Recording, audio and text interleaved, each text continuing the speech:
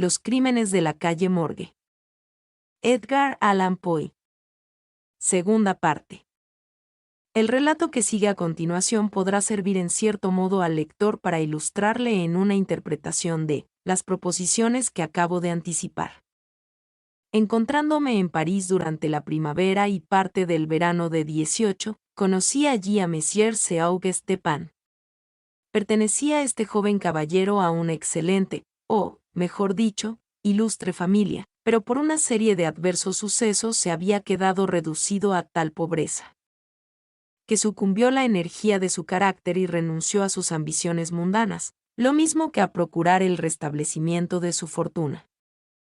Con el beneplácito de sus acreedores, quedó todavía en posesión de un pequeño resto de su patrimonio, y con la renta que éste le producía encontró el medio, gracias a una economía rigurosa, de subvenir a las necesidades de su vida, sin preocuparse en absoluto por lo más superfluo. En realidad, su único lujo eran los libros, y en París estos son fáciles de adquirir. Nuestro conocimiento tuvo efecto en una oscura biblioteca de la Rue Montmartre, donde nos puso en estrecha intimidad la coincidencia de buscar los dos un muy raro y al mismo tiempo notable volumen. Nos vimos con frecuencia. Yo me había interesado vivamente por la sencilla historia de su familia, que me contó detalladamente con toda la ingenuidad con que un francés se explaya en sus confidencias cuando habla de sí mismo. Por otra parte, me admiraba el número de sus lecturas, y, sobre todo, me llegaba al alma el vehemente afán y la viva frescura de su imaginación. La índole de las investigaciones que me ocupaban entonces en París me hicieron comprender que la amistad de un hombre semejante era para mí un inapreciable tesoro. Con esta idea, me confié francamente a él. Por último, convinimos en que viviríamos juntos todo el tiempo que durase mi permanencia en la ciudad, y como mis asuntos económicos se desenvolvían menos embarazosamente que los suyos, me fue permitido participar en los gastos de alquiler y amueblar. De acuerdo con el carácter algo fantástico y melancólico de nuestro común temperamento, una vieja y grotesca casa abandonada hacía ya mucho tiempo, en virtud de ciertas supersticiones que no quisimos averiguar. Lo cierto es que la casa se estremecía, como si fuera a hundirse en un retirado y desolado rincón del Faubourg Saint-Germain.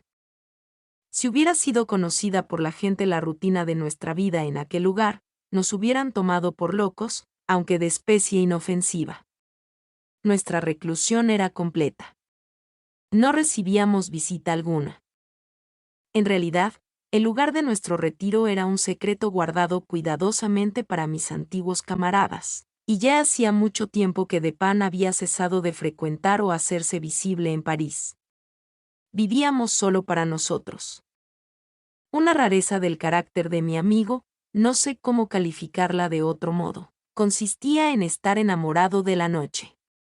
Pero con esta Bessareri, como con todas las demás suyas, condescendía yo tranquilamente, y me entregaba a sus singulares caprichos con un perfecto abandono.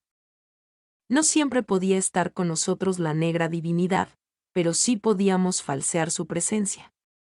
En cuanto la mañana alboreaba, cerrábamos inmediatamente los macizos postigos de nuestra vieja casa y encendíamos un par de bujías, intensamente perfumadas y que solo daban un lívido y débil resplandor, bajo el cual entregábamos nuestras almas a sus ensueños, leíamos, escribíamos o conversábamos, hasta que el reloj nos advertía la llegada de la verdadera oscuridad. Salíamos entonces cogidos del brazo a pasear por las calles, continuando la conversación del día y rondando por doquier hasta muy tarde, buscando a través de las estrafalarias luces y sombras de la populosa ciudad esas innumerables excitaciones mentales que no puede procurar la tranquila observación.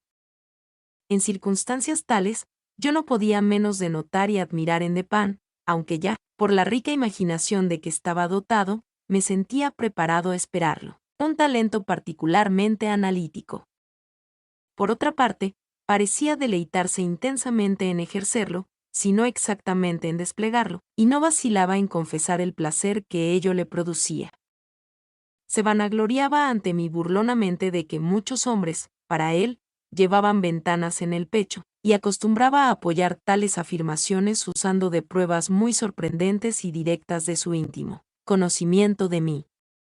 En tales momentos, sus maneras eran glaciales y abstraídas. Se quedaban sus ojos sin expresión, mientras su voz, por lo general ricamente atenorada, se elevaba hasta un timbre atiplado, que hubiera parecido petulante de no ser por la ponderada y completa claridad de su pronunciación. A menudo, viéndolo en tales disposiciones de ánimo, meditaba yo acerca de la antigua filosofía del alma doble, y me divertía la idea de un doble de Pan, el creador y el analítico. Por cuanto acabo de decir, no hay que creer que estoy contando algún misterio o escribiendo una novela. Mis observaciones a propósito de este francés no son más que el resultado de una inteligencia hiperestesiada o, tal vez, enferma. Un ejemplo dará mejor idea de la naturaleza de sus observaciones durante la época a que aludo. Íbamos una noche paseando por una calle larga y sucia, cercana al Palais Royal. Al parecer, cada uno de nosotros se había sumido en sus propios pensamientos, y por lo menos durante 15 minutos ninguno pronunció una sola sílaba. De pronto, Dupin rompió el silencio con estas palabras. En realidad, ese muchacho es demasiado pequeño y estaría mejor en el Théâtre des Variétés. No cabe duda, repliqué, sin fijarme en lo que decía y sin observar en aquel momento, tan absorto había estado en mis reflexiones, el modo extraordinario con que mi interlocutor había hecho coincidir sus palabras con mis meditaciones. Un momento después me repuse y experimenté un profundo asombro. Dupin, dije gravemente, lo que ha sucedido excede mi comprensión. No vacilo en manifestar que estoy asombrado y que apenas puedo dar crédito a lo que he oído. ¿Cómo es posible que haya usted podido adivinar que estaba pensando en? Diciendo esto, me interrumpí para asegurarme, ya sin ninguna duda, de que él sabía realmente en quién pensaba.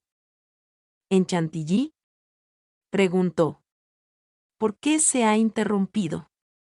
Usted pensaba que su escasa estatura no era la apropiada para dedicarse a la tragedia. Esto era precisamente lo que había constituido el tema de mis reflexiones. Chantilly era un ex-zapatero remendón de la Rue Saint-Denis que, apasionado por el teatro, había representado el papel de Jerris en la tragedia de Crébillon de este título. Pero sus esfuerzos habían provocado la burla del público. Dígame usted, por Dios, exclamé, ¿por qué método, si es que hay alguno, ha penetrado usted en mi alma en este caso? Realmente, estaba yo mucho más asombrado de lo que hubiese querido confesar. Ha sido el vendedor de frutas, contestó mi amigo, quien le ha llevado a usted a la conclusión de que el remendón de suelas no tiene la suficiente estatura para representar el papel de Gerges de Ginnes-Homme. ¿El vendedor de frutas? Me asombra usted. No conozco a ninguno. Sí, es ese hombre con quien ha tropezado usted al entrar en esta calle, hará unos 15 minutos. Recordé entonces que, en efecto, un vendedor de frutas, que llevaba sobre la cabeza una gran banasta de manzanas. Estuvo a punto de hacerme caer, sin pretenderlo, cuando pasábamos de la Rue C a la calleja en que ahora nos encontrábamos. Pero yo no podía comprender la relación de este hecho con Chantilly. No había por qué suponer charlatanería alguna en Dupin. Se lo explicaré, me dijo. Para que pueda usted darse cuenta de todo claramente, vamos a repasar primero en sentido inverso el curso de sus meditaciones desde este instante en que le estoy hablando hasta el de su reencontré con el vendedor de frutas. En sentido inverso, los más importantes eslabones de la cadena se suceden de esta forma: Chantilly, Orión, Dr. Nichols, Epicuro, estereotomía de los adoquines y el vendedor de frutas. Existen pocas personas que no se hayan entretenido, en cualquier momento de su vida, en recorrer en sentido inverso las etapas por las cuales han sido conseguidas ciertas conclusiones de su inteligencia. Frecuentemente es una ocupación llena de interés, y el que la prueba por primera vez se asombra de la aparente distancia ilimitada y de la falta de hilación que parece median desde el punto de partida hasta la meta final. Júzguese, pues, cuál no sería mi asombro cuando escuché lo que el francés acababa de decir, y no pude menos de reconocer que había dicho la verdad. Continuó después de este modo. Si mal no recuerdo, en el momento en que íbamos a dejar la Rue C, hablábamos de caballos. Este era el último tema que discutimos. Al entrar en esta calle, un vendedor de frutas que llevaba una gran canasta sobre la cabeza, pasó velozmente ante nosotros y lo empujó a usted contra un montón de adoquines, en un lugar donde la calzada se encuentra en reparación. Usted puso el pie sobre una de las piedras sueltas, resbaló y se torció levemente el tobillo. Aparentó usted cierto fastidio o mal humor, murmuró unas palabras, se volvió para observar el montón de adoquines y continuó luego caminando en silencio. Yo no prestaba particular atención a lo que usted hacía, pero, desde hace mucho tiempo, la observación se ha convertido para mí en una especie de necesidad. Caminaba usted con los ojos fijos en el suelo, mirando, con malhumorada expresión, los baches y rodadas del empedrado, por lo que deduje que continuaba usted pensando todavía en las piedras.